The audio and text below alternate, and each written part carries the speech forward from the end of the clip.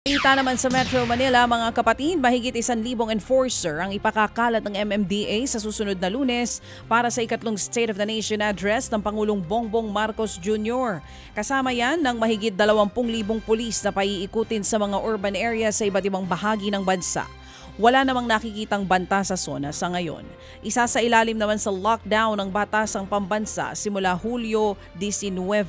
Inilalatag na rin ang magiging road closure at alternate routes. Tuloy-tuloy rin ang clearing operation sa paligid ng batasang pambansa para masigurong walang magiging balakid sa mismong araw ng SONA. Viral ngayon ang disgrasyang inabot ng isang driver sa Maynila. Sa CCTV footage, nakuha kahapon ng madaling araw tumigil sa intersection ng bus sa kanto ng Espanya at ng Maceda. Pero ang sasakyan sa likod ng bus nagdire-diretso ang takbo kaya't bumangga ito. Sa lakas ka ng impact, wasak ang harapan ng sasakyan. Ayon sa nadisgrasyang driver, nakatulog siya habang nagmamaneho. Parehas na dinala sa Manila District Traffic Enforcement Unit ang dalawang driver. Wala nang nagsampa ng reklamo matapos magkaaregluhan na babayaran na lamang ng nakabanggang sasakyan ang pinsala.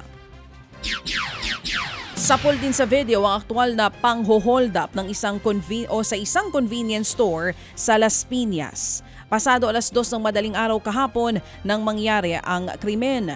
Pagdating ng hold-upper, agad itong dumiretso sa kaha at nagdeklara nga ng hold-up. Sakto namang nagbibilang ng benta ang kahero. Sa takot ng crew, agad niyang ibinigay ang pera na mahigit 60,000 piso. Agad namang tumakas ang hold-upper. Sa pagmamadali, natumba pa nga ang motorsiklo. Sinumbong na ng staff ng tindahan ang insidente sa mga pulis. Sa follow-up operation, natunto ng mga pulis ang motor na ginamit sa krimen. Dahil po dyan, arestado ang hold-upper at nabawi din ang natangay na pera. Naharap ngayon ng suspect sa reklamong robbery hold-up at illegal possession of firearms. Ted Filon at DJ Chacha ngayon nasa Radyo 5 92.3 News FM Monday to Friday 6 to 10 a.m.